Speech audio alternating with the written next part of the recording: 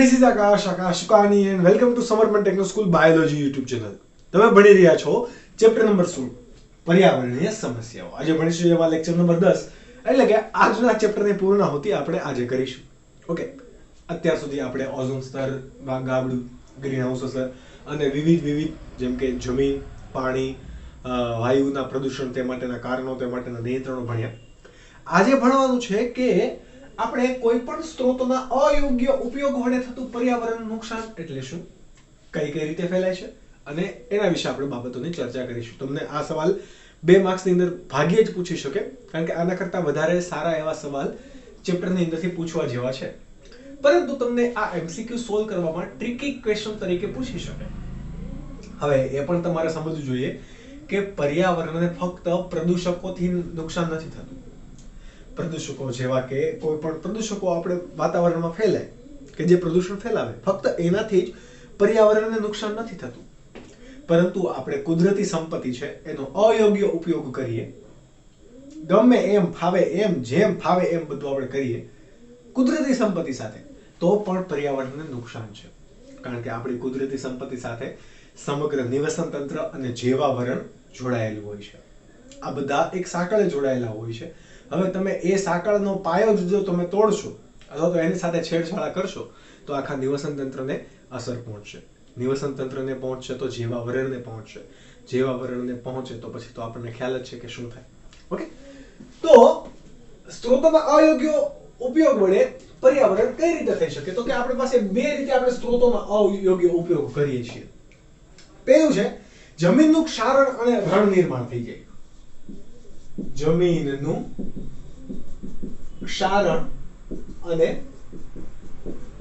રણ નિર્માણ કઈ રીતે આ પ્રક્રિયા થાય એ પણ આપણે જોઈએ.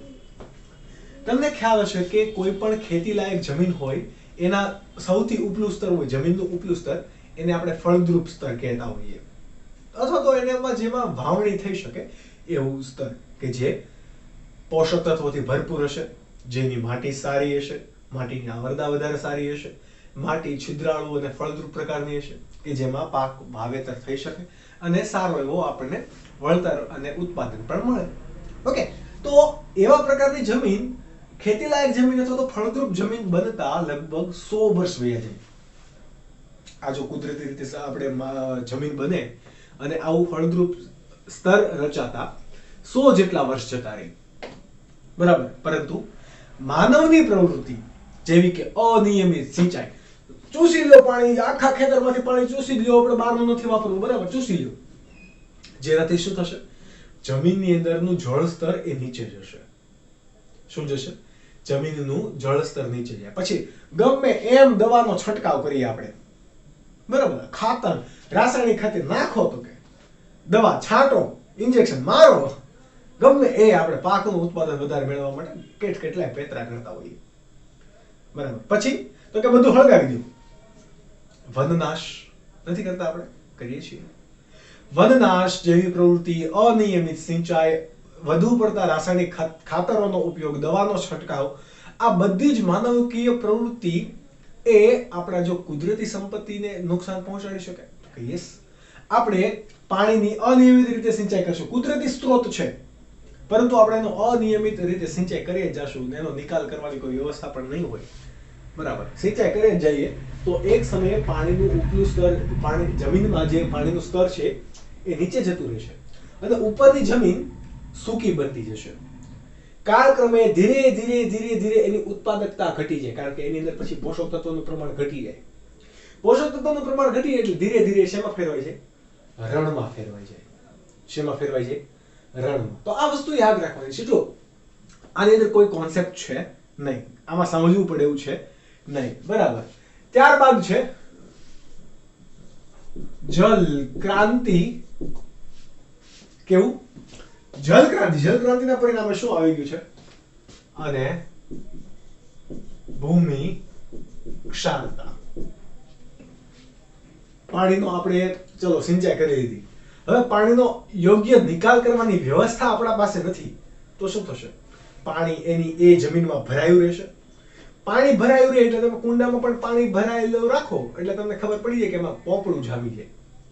પ્લસ ખેતરની અંદર ખેતી કરતા હોય એવા બધા ક્ષેત્રોમાં તો ઉપર દવાનો છંટકાવ પણ કરેલો હોય, રસાયણો પણ છાંટેલા હોય, ક્ષાર પણ ઉપર આવી ગયો છે પોષક તત્વોનો, તો પાણી બાષ્પીભવન થઈને ઉપર જતું રહે, એટલે કે હવામાં બાષ્પ સ્વરૂપે જતું રહેશે પાણી, પરંતુ એની અંદર દ્રાવ્ય થયેલા બધા ક્ષારો છે એ જમીન પર બેસતા જશે.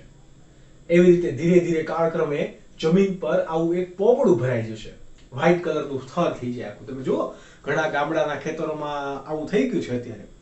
એ ખેતરો અત્યારે કાંઈ પાણીવાળી જમીન હોય કે પાણી વિનાની જમીન હોય, આપણે એવું કહેતા હોય કે પાણીવાળી જમીન છે કે પાણી વિનાની, ભાઈ ચૂસી લીધું હોય તો પાણીવાળી થોડી કોઈ જમીન રહે, બરાબર? પાણીવાળી પેલા જમીન નથી, હવે પાણીવાળી જમીન નથી એટલે અમારે પાક ન થાય.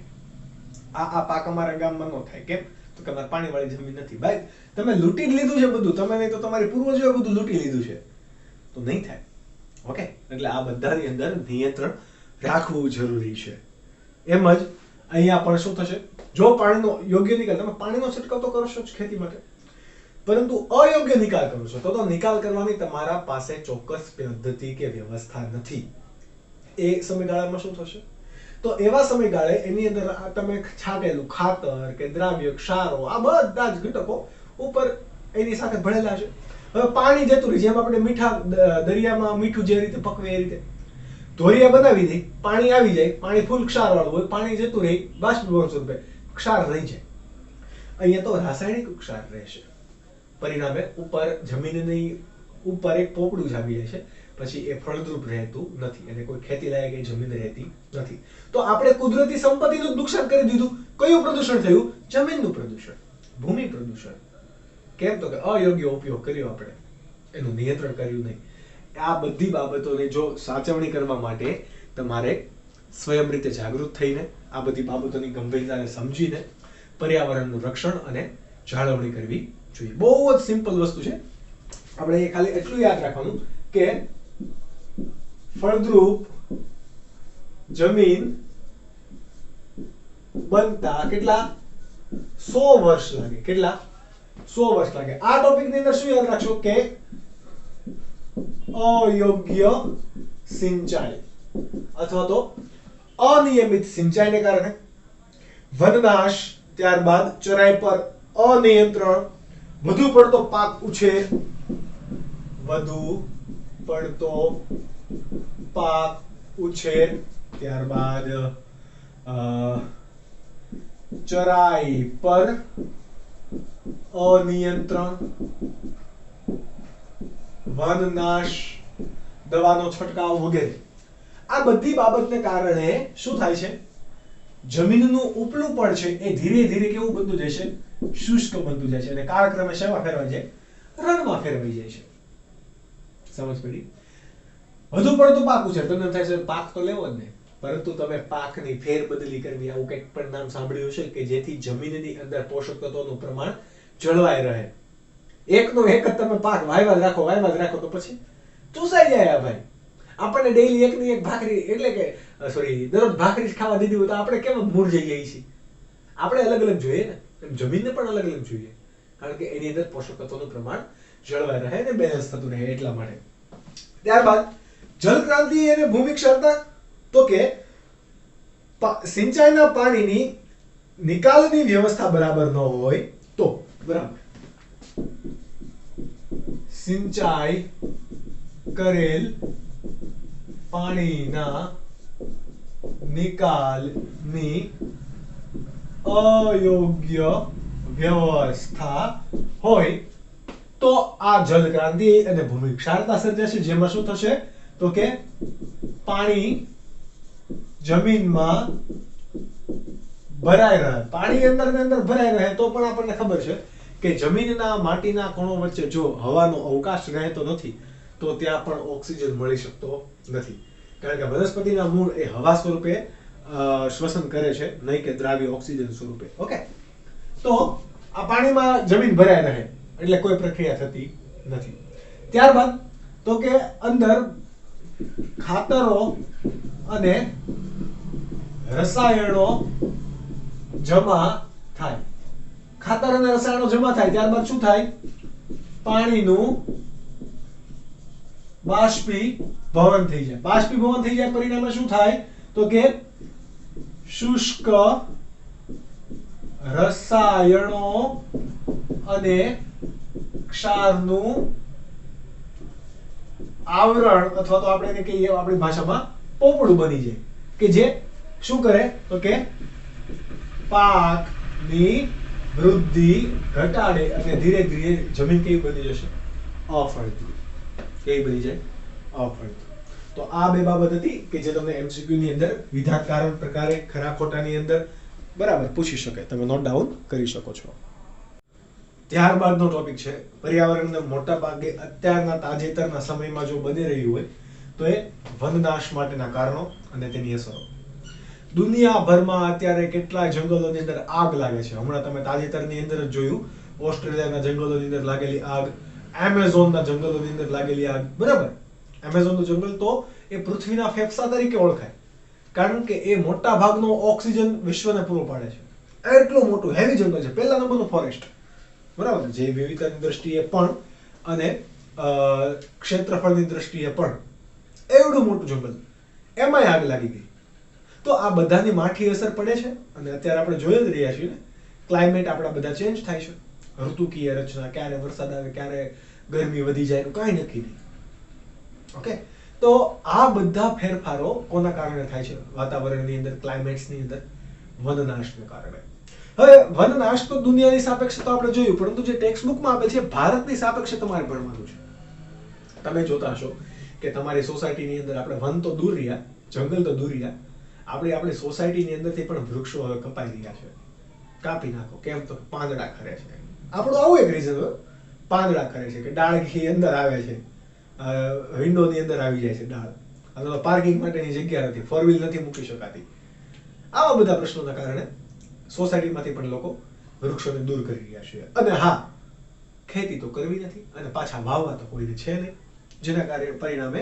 શહેરોની અંદર પણ અત્યારે વૃક્ષોનું વાવેતર ને બધું ઓછું થઈ ગયું છે યસ ઘણા સિટીની અંદર છે સરકાર ટ્રાય પણ કરી રહી છે ડિવાઈડર છે કે બગીચા દ્વારા એ વૃક્ષોની વાવણી કરે છે પણ ઇફેક્ટિવ નથી ને ઇફેક્ટિવ છે નહીં એ કોઈ અમુક લોકો તો એવા હોય તો ચાલતા જઈને ખેંચતા જાય ચાલતા જઈને ડાળખા ખેંચતા જાય યાર સજીવ છે એ નિર્જીવ નથી બરાબર થોડુંક તો ધ્યાન કરો આપણે આગળ વાત કરવાની છે કે ટૂંકનોંધ આપો વનનાશ માટેના કારણો અને તેની અસરો ભારતની જો વાત કરીએ તો 20મી સદીની શરૂઆતમાં ક્યારે અત્યારે કઈ સદી ચાલે છે 21મી સદી ઓકે 20મી સદીની શરૂઆતમાં એટલે કે 1900ની સાલ અથવા તો 1901ની સાલ એટલે 20મી સદીની શરૂઆત કહેવાય તો 20મી સદીની શરૂઆતમાં ભારતમાં કુલ જમીન વિસ્તારના 30% વિસ્તારમાં શું હતા જંગલો હતા બરાબર કે 20th એટલે કે 20મી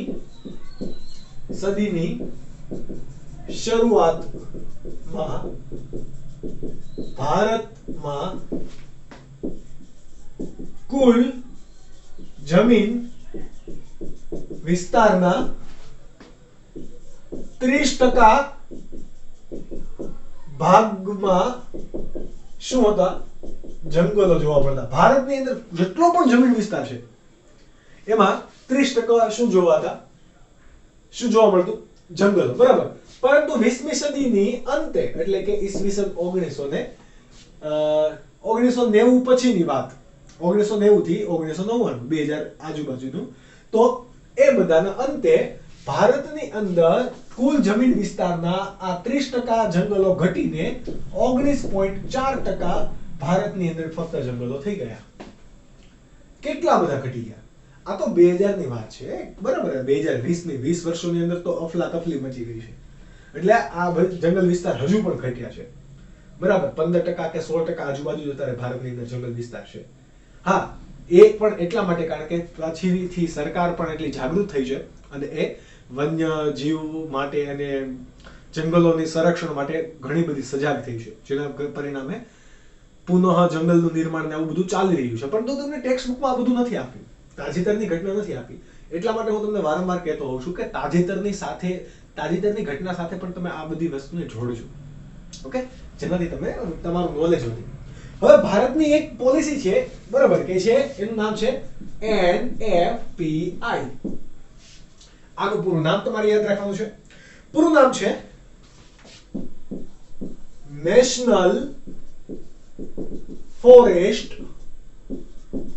policy of India. National forest policy of ઇન્ડિયાના અનુસાર ભારતની અંદર ભારતનો જેટલો જમીન વિસ્તાર છે અને ભારતના પર્યાવરણને સજાગ અને સ્વસ્થ રાખવા માટે ભારતની અંદર જેટલા ડુંગર વિસ્તાર છે, પર્વત વિસ્તાર, બરાબર, ઉચ્ચ પ્રદેશો, બરાબર,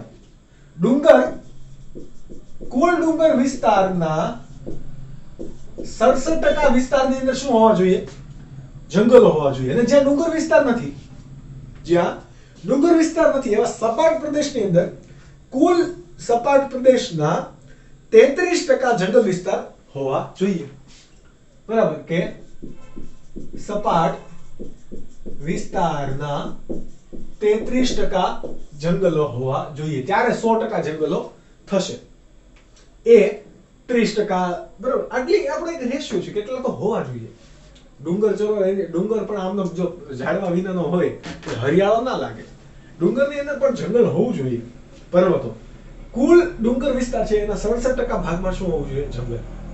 ત્યારબાદ 33% એ સપાટ વિસ્તાર કે જ્યાં વધારે પડતું શહેરીકરણ છે, ઔદ્યોગિકરણ છે, એ વિસ્તારના કુલ વિસ્તારના 33% જેટલા ત્યાં જંગલો પણ હોવા જોઈએ.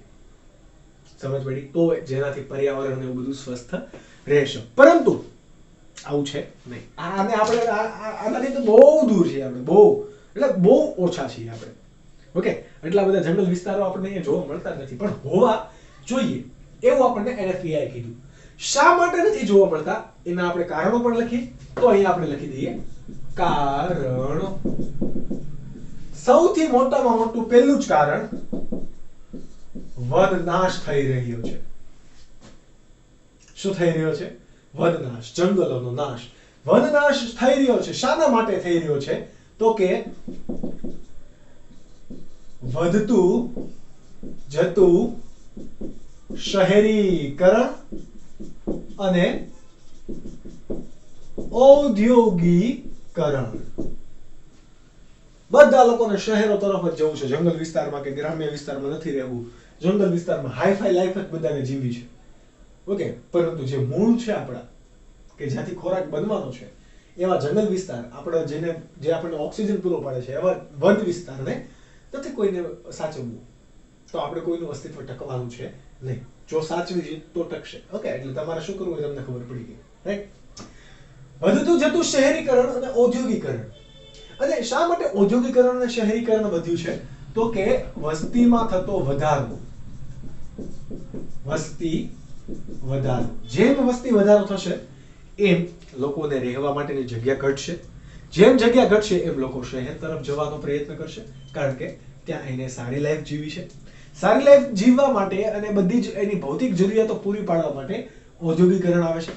ઔદ્યોગિકરણના પરિણામે વનનાશ થઈ રહ્યો છે, જેના પરિણામે આટલા બધા ટકા હોવા જોઈએ વન વિસ્તાર, પણ જોવા મળતો નથી. હજી એક કારણ એ પણ છે કે જેને આપણે કહીશું ઝૂમ ખેતી. શું કહેવાય? ઝૂમ ખેતી.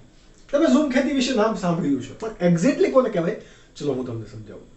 કે તમારે કોઈને પાક જોતો છે, પણ તમે લોકો સદ્ધર નથી. તમે જંગલ વિસ્તારમાં કે ગ્રામ્ય વિસ્તારમાં રહ્યો છો.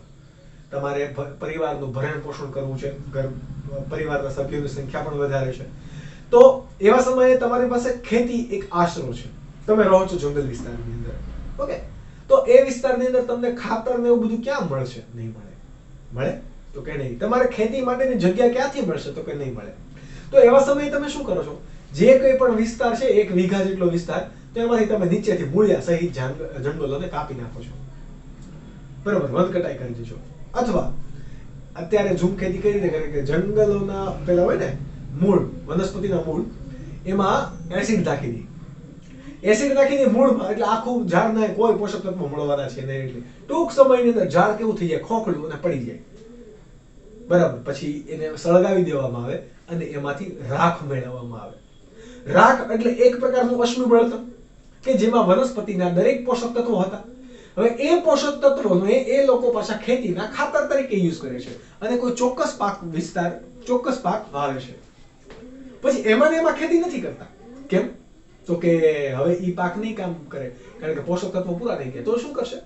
વધારે ખાતર કે પછી પોષક તત્વો મેળવવા માટે બીજા વૃક્ષોને પણ નાશ કરે. એટલે કે એક જગ્યાએ ખેતી કરી નાખી, બાળી નાખ્યું, ઓકે, વન કટાઈ થઈ ગયું, બધું થઈ ગયું, પાક લઈ લીધો, ઓકે, પૈસા કમાઈ લીધા, આગળ વધો. આ રીતે જે ખેતી કરે છે એક જગ્યાએથી બીજી જગ્યાએ, બીજી જગ્યાએથી ત્રીજી જગ્યાએ, આ પ્રકારની જે ખેતી છે એને શું કહેવામાં આવે? ઝૂમ ખેતી. જો ઝૂમ ખેતીના પરિણામે ઘણા બધા જંગલ વિસ્તારોનો નાશ થયો છે. બરાબર? આ એક કોણ? ઝૂમ ખેતી. હવે આ બધાની પર્યાવરણ તો કેવી માઠી અસર થવાની છે. તો માઠી એટલે આપણે ચોપડીમાં એવા શબ્દો વાપર્યા એટલે કે ગંભીર અસરો થવાની છે પર્યાવરણને. તો એ અસરો કઈ કઈ છે એ પણ આપણે જોઈ લઈએ. પર્યાવરણ પર થતી અસરો. કઈ અસરો છે? પહેલી જ અસર છે કે વૈશ્વિક આબોહવામાં ફેરફાર આવે. શું આવે? પહેલી જ અસર લખી દઈએ આપણે, વૈશ્વિક આબોહવામાં ફેરફાર.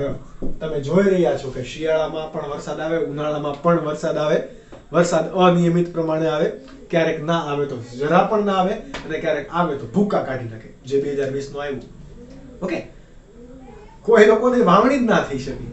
ઓકે, એટલો બધો વરસાદ. તો આ બધું ક્લાઇમેટ ચેન્જના કારણે આવે, એટલે કે વૈશ્વિક આબોહવામાં ફેરફાર આવશે. બીજું શું થશે? વન દૂર થયા છે, પરિણામે જંગલ. તમે એવું પણ સાંભળ્યું છે કે વનસ્પતિના મૂળ એ જમીનને પકડી રાખે છે, જકડી રાખે છે, માટીના કણોને. બરાબર? પરંતુ હવે જંગલ દૂર થઈ ગયા છે, પરિણામે જો સારો એવો વરસાદ આવશે, આપણે અહીંયા કીધું એ પ્રમાણે વરસાદ આવે તો જમીનનું ધોવાણ પણ થઈ જાય. શું થાય? બરાબર, જમીનનું ધોવાણ. જો અહીંયા આપણે લખીએ, વન નાશના પરિણામે શું થાય? ભૂમિ ધોવાણ થાય. ભૂમિ ધોવાણ થાય. આની સિવાય શું થાય? વનનાશ થઈ ગયો તો વાતાવરણમાં જેટલો પણ કાર્બન ડાયોક્સાઇડ ભળે છે એ પ્રકાશ સંશ્લેષણ માટે વનસ્પતિઓ વાપરશે નહીં, તો એ ઉચ્ચ આબોહવામાં ચડી જશે, વાતાવરણમાં ચડી જશે. પરિણામે ગ્રીન હાઉસ અસર સર્જાય છે. કોના પરિણામે? વનનાશના પરિણામે ગ્રીન હાઉસ અસર સર્જાય. ગ્રીન હાઉસ અસર સર્જાય એટલે કે વૈશ્વિક તાપમાનની અંદર શું થાય? વધારો. એ પણ આપણે ભણી ગયા. ગ્રીન હાઉસ અસરનું પણ કારણ કોણ છે? વનનાશ. કોણ? વનનાશ. ત્યારબાદ આપણે એવું વાત કરેલી કે દરેક સજીવો ભેગા મળીને નિવસન તંત્ર બનાવે છે. હું કોઈકના ઉપર નપતો હોય, મારા ઉપર કોઈક ત્રીજો નપતો હોય, એના ઉપર કોઈક ચોથો નપતો હોય. બરાબર? ખોરાક માટે આહાર શૃંખલા, આહાર જાળ સંકળાયેલી હોય છે. તો જ્યારે પણ તમે આ જંગલને નાશ કરી દેશો તો જંગલની વનસ્પતિ કે છોડ કે એની જમીનમાં આવેલા સૂક્ષ્મ જીવોથી માંડીને મોટા મોટા પ્રાણીઓ, સસ્તન પણ કેવા બની જશે? નાશ પામી જશે, અને ઘણા તો લુપ્ત પણ થશે, અને નિવસન તંત્ર કે જીવાવરણ ખોરવાય છે. એટલે કે ચોથી અસર ક્યાં થશે? તો કે જૈવ વિવિધતા ઘટે. જેમ જૈવ વિવિધતા ઘટે એમ નિવસન તંત્ર કેવું પામે? અસમતોલન પામે. કેવું? અસમતોલન પામે. જૈવ વિવિધતા ઘટે એનો મતલબ કે પ્રાણીઓ નાશ થાય છે, પ્રાણીઓ લુપ્ત થઈ રહ્યા છે, વગેરે વગેરે. અને હજી એક કારણ છે એની અસર દર્શાવતું, કારણની અસર, કે વનનાશ થઈ જાય ને પછી વનની પુનઃ વૃદ્ધિ અથવા તો પુનઃ વન સ્થાપન નામના પ્રક્રિયાઓ અત્યારે થઈ નથી રહી. અત્યારે હાલના તબક્કે થઈ રહી છે, પણ ચોપડી અનુસાર નથી થઈ રહી. પુનઃ બરાબર ફરીથી આપણે જંગલ ઘડીએ, કોઈ કૃત્રિમ રીતે જંગલ નિર્માણ કરીએ. પુનઃ જંગલોનું નિર્માણ કરવાની એક પદ્ધતિ છે કે જેનાથી આપણે આ બધી અસરોને કંટ્રોલ કરી શકીએ, પરંતુ એ થઈ રહ્યું નથી. બરાબર? એટલે એક પ્રકારનું શું થશે અસર? કે પુનઃ જંગલ અથવા તો વન નિર્માણ થતું નથી. એ શું છે? આપણું એક કારણ છે. બરાબર? કે જેના પરિણામે આ વનનાશ અને આ બધી અસરો સર્જાય છે. તો આ હેવક તમને સમજાઈ ગયું છે. તમારે શું યાદ રાખવાનું છે? આટલી વસ્તુ, આ NFPI કારણો, આ બધાને ડિસ્ક્રાઇબ કરવાનું છે. એટલું શોર્ટકટમાં નથી લખવાનું, આ બધાને ડિસ્ક્રાઇબ કરી દેવાનું. એટલે થઈ ગયો તમારો સરસ મજાનો 3 માર્ક્સ માટેનો સવાલ. હવે વન નાશ માટેનો આ તો થઈ ગયા, તો શું સરકાર કાંઈ નથી કરતી? તો કે નહીં, કરે છે ને સરકાર. શું કરે છે? તો કે મોદી, તમને તો એવું લાગે ને કે બધે ફરતો જ હશે. એવું નથી, પણ બધી જ સરકાર, ફક્ત કોઈ એક વ્યક્તિ નહીં, બધી સરકાર જો આ વનનાશ અને પર્યાવરણની જે રીતે બગાડ થઈ રહ્યો છે એના માટે જો સરકાર જવાબદાર હોય તો ઇનડિરેક્ટલી જવાબદાર આપણે છીએ. એ સરકારને લાવવા વાળા પણ આપણે છીએ અને સરકારને બનાવી રાખવા માટે પણ આપણે જવાબદાર છીએ. પરંતુ એવું પણ નથી, લોકો પણ એટલા જ જવાબદાર છે. કારણ કે સરકાર આપણને કાનમાં કહેવા નથી આવતી કે તું જંગલનો નાશ કરી દે. ઓકે, એટલા માટે આપણે જ અહીંયા સજાગ બનવું જોઈએ. પરંતુ હવે જે આપણે સવાલ ભણવાનો છે એ છે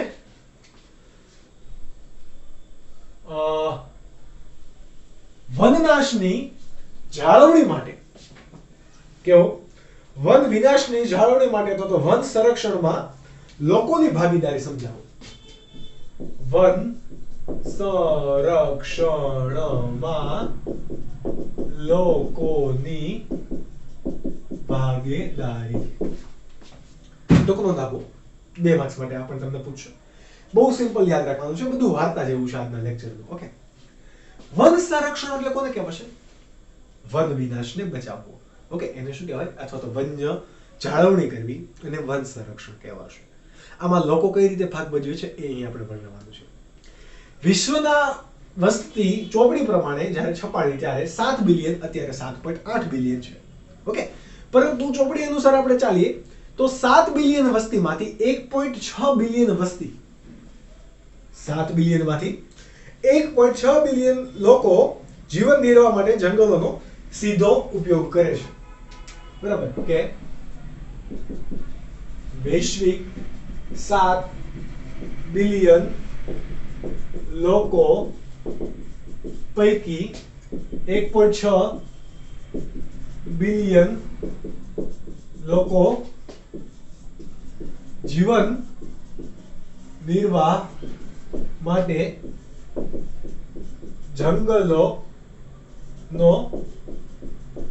સીધો ઉપયોગ કરે છે. જંગલો અથવા તો જંગલની પેદાશોનો સીધો ઉપયોગ કરે છે, એવું પણ આપણે કહી શકાય. તો યસ. ઓકે, હવે આ જંગલો જે કોઈ પણ છે એમાં વન વિનાશ થઈ રહ્યો છે, તો બિચારા આ લોકોનું શું?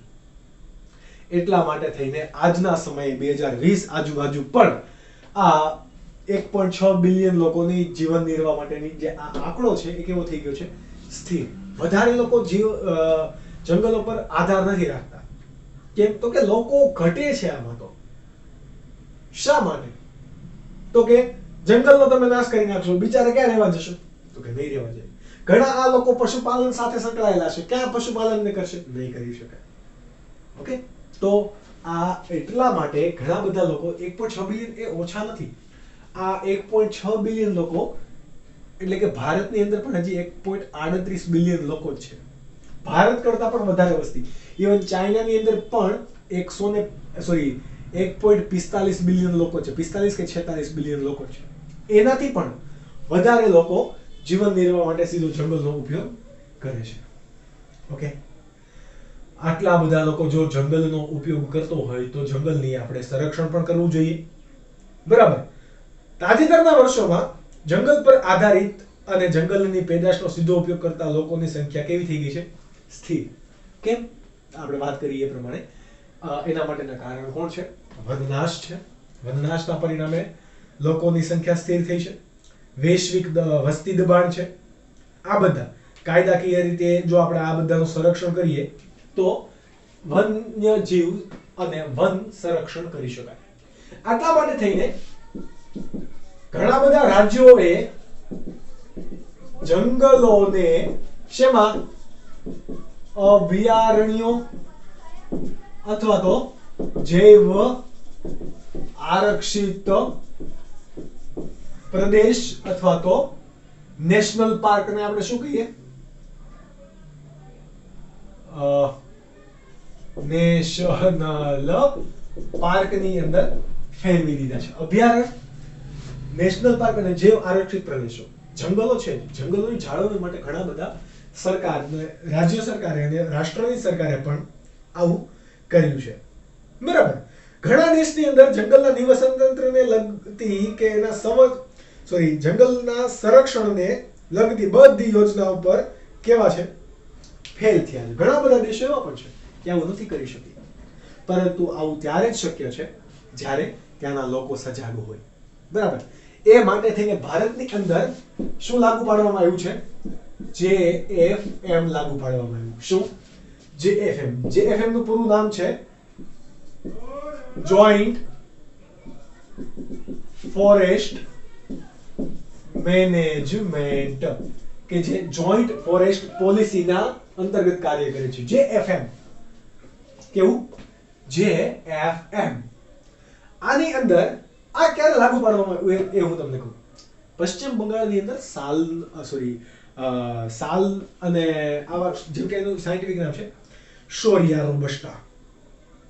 પશ્ચિમ બંગાળમાં સાલ વનસ્પતિની જાળવણી માટે, બરાબર, ઘણા બધા જંગલ કટાઈ અને વન કટાઈના પરિણામે ત્યાં સાલનું લાકડું વધારે મળે.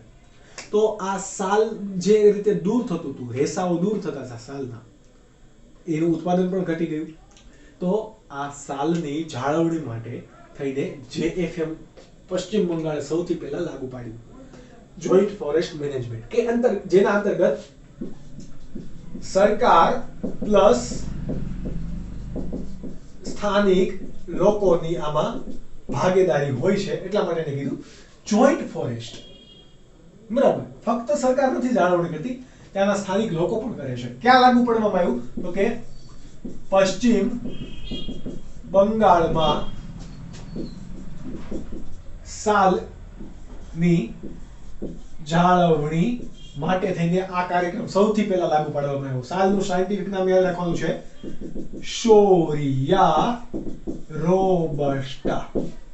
કેવું? શોરિયા રોબસ્ટા ની જાળવણી માટે આ પ્રોગ્રામ દાખલ કરવામાં આવ્યો. જોત જોતા આમાં સંયુક્ત રીતે લોકો અને સરકાર બધા જ જોડાઈ ગયા અને આનું જાળવણી કરવાનું શરૂ કરી દીધું. થોડાક વર્ષોની બાદ જ, બરાબર, જંગલોનો વન કટાઈની અંદર ઘટાડો થઈ ગયો અને આ વનના પુનઃસ્થાપન પર નોંધપાત્ર અસર થઈ. કુદરતી પૃષ્ઠરચનાના લેખો દર્શાવે કે મિદનાપુર જિલ્લામાં લગભગ 10 થી 20% સાલના જંગલની અંદર વધારે થયો છે, બરાબર. 11 થી 20%, 10 થી 20% નહીં. ક્યાં? તો કે મિદનાપુર જિલ્લામાં 10 થી 20% સાલના જંગલમાં વધારો થયો. કોના પરિણામે? JFM ના પરિણામે, જોઈન્ટ ફોરેસ્ટ મેનેજમેન્ટના પરિણામે. હવે આની સિવાય અનેક ચોરસ કિલોમીટરમાં થયેલો વનનાશ અને ઝાડીમય જંગલો ખુલ્લા વિસ્તારમાં પુનઃ પ્રસ્થાપિત થયા. એટલે કે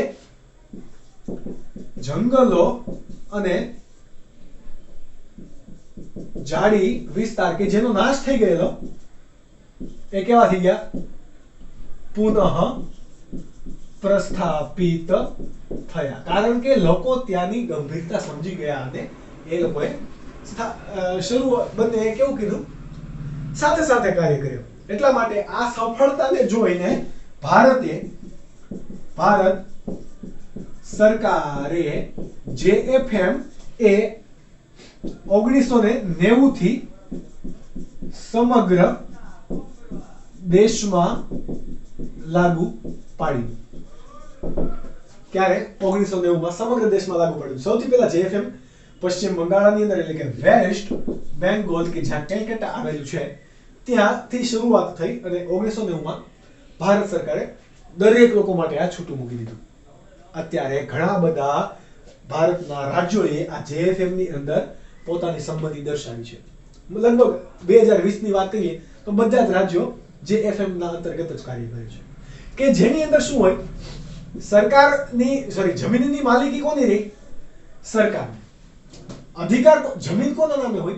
સરકારના નામે. હવે સરકારી જમીન હોય, પરંતુ એ જંગલ વિસ્તાર એને સાચવવાનો એની જવાબદારી કોની હોય? સ્થાનિક લોકોની. અને સ્થાનિક ત્યાંની જે પ્રાઇવેટ સંસ્થાઓ હોય, જેમ કે NGO છે, કોઈ પણ વન્યજીવ સંરક્ષણ કરતી સંસ્થા છે, પ્રાઇવેટ સંસ્થા. ફોરેસ્ટ ડિપાર્ટમેન્ટ એ સરકારનો હશે. કોનો? ફોરેસ્ટ ડિપાર્ટમેન્ટ એ કોનો હોય? સરકારનો. પરંતુ ત્યાંની સ્થાનિક લોકોની, ત્યાંની સ્થાનિક સંસ્થા પર જમીન પર હક કોનો? ફોરેસ્ટ ડિપાર્ટમેન્ટ એટલે કે સરકારનો.